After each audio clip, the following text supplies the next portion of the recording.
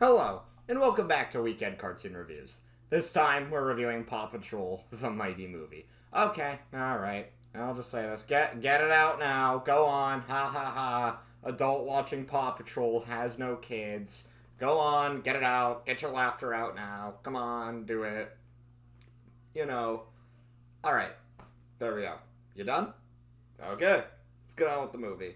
Now, I should probably first say what I thought of the first movie. And I thought the first movie was okay. I mean, I do a separate review for it, but I mentioned it. I gave it a mention in my 2021 reviews a little while back for animated movies, my ranking. And if you remember, I thought the movie was okay. Like, it wasn't dull, wasn't bad by any means necessarily. It was a harmless kids movie, and Paw Patrol is probably one of the better or best kid shows currently out there right now, because it doesn't seem like it talks down to its audience, and the movies kind of prove that for me. I mean, I have seen a couple episodes of the show, and I don't really remember them too much, but I can only imagine that, like, it definitely seems like it's a good show for kids. Kind of like Bluey. Seems like a good show for kids, because, like, from what I've heard about Bluey, yeah, like, I've never seen a single episode of Bluey, so I can't say for myself, but I have seen a bit of Paw Patrol, and from the little I have seen, it's definitely a good kid show, like for younger audiences, and I think it's a show kids definitely should be watching. And with the first movie, as you know, the mayor, I think his name was like Humdinger or something, like he wanted to make Adventure City like so all positive, and to do that, he got a machine that sucked up clouds, which eventually endangered the city. Yeah, this kind of dark well, maybe not dark is the right word. I don't think dark is the right word for Paw Patrol, but like it does get a little bit serious because it touched on anxiety in the first movie. So a little bit more serious, I guess, is the right word there. But aside from that, ladies and gentlemen, let's get on with the second movie. And just like the first movie, it wasn't dull.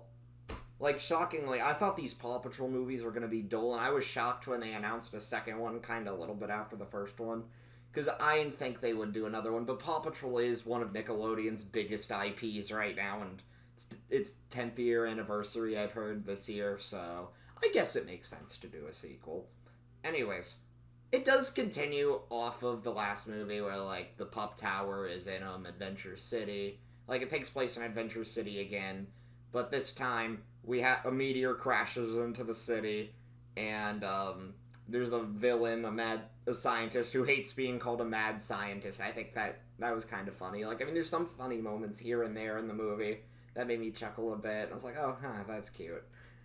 And she wants to build a machine, like, where she could get superpowers, because after the meteor crashed, she wanted to get more superpowers, and that's pretty much her whole goal, is to just have superpowers. But, like, I mean, that kind of sounds like a bland motivation, but I give it a bit of slack here because it's Paw Patrol, but also because, like, it's done in a funny way, kind of. Like, she's kind of funny. Anytime she's on screen, like, I like her and the mayor's bickering, which the mayor's back in this movie. Like, he was shown in jail, so continuing off of the facts from the last movie, he's shown to be in jail.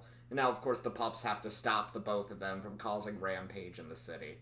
Pups and Ryder and everybody else has to stop them, and like the last movie with the main protagonist kind of being chased, like we follow his arc here, his arc of anxiety. This time we follow Skye, who has a problem with feeling insignificant because of how small she is. And we also get a backstory for her on how she joined the Paw Patrol and why she doesn't like being small. And like when she got superpowers, she was happy because she felt like she could do more. And then when Ryder told her no because of how dangerous the situation got with the villain, it's even more evident by the fact that she still wants to help and tries taking all the pups' crystals, which eventually causes more danger. And, like, I think my favorite joke in the movie, if I'm gonna be honest with you, it's the part where, like, they kind of call out Hollywood. There's a part in the movie where they call out Hollywood. Like, it's very subtle. It's a subtle jab, and once you get to the part of the movie, you'll know exactly what I'm talking about when you get to that part, but man, it's funny. Like, it's got nothing to do with the current, well, now over writer strikes or the ongoing current actor strikes. It has nothing to do with that, but when it happens, it happens. But you'll see it. like, you'll know exactly what I'm talking about when it comes up. But yeah, the joke I'm talking about here, like, as well, another joke that I really liked was how the villain was like, oh, this is the part where I sympathize with you, and then, like, I have a change of heart, and then, yeah, like, she's just not having it. They go full out with this villain when you think they're gonna, like, you know, redeem her, because she also has a thing where she feels insignificant, but it's just not as justified here as Sky's.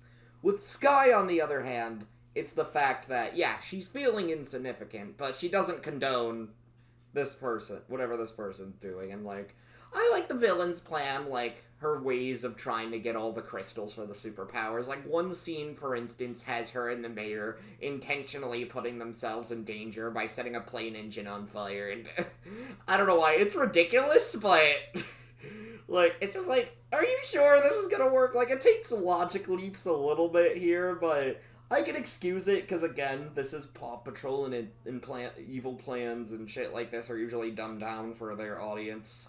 Oh, and I forgot to mention, there was a Dora the Explorer short that played in front of the movie, and, like, when I heard people say, like, the swipe or no swiping part, like, I pulled out my phone to see if people were actually gonna do it, and, in the recording, you can barely hear it. Here, I'll put it up for you right now so you can see what I mean.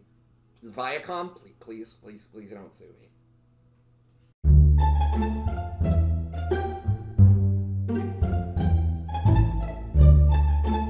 And so, like I said, I thought the movie was just decent.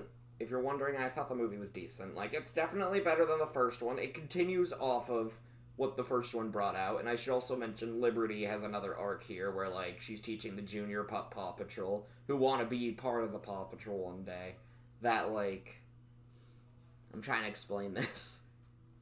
Like, she's trying to teach them and kind of going hard on them, and she thinks she doesn't have a superpower, but at the end it's revealed she has one. Yeah, I mean, I wouldn't say this is a standard kids movie, but I also wouldn't say it's, like, perfect. Like, it has its moments where, like, it's definitely a harmless kids movie again, but is it something I'd watch over and over again? To be honest, probably not, because I'm not the target demographic for Paw Patrol. I know that. I was well aware of that when watching this movie.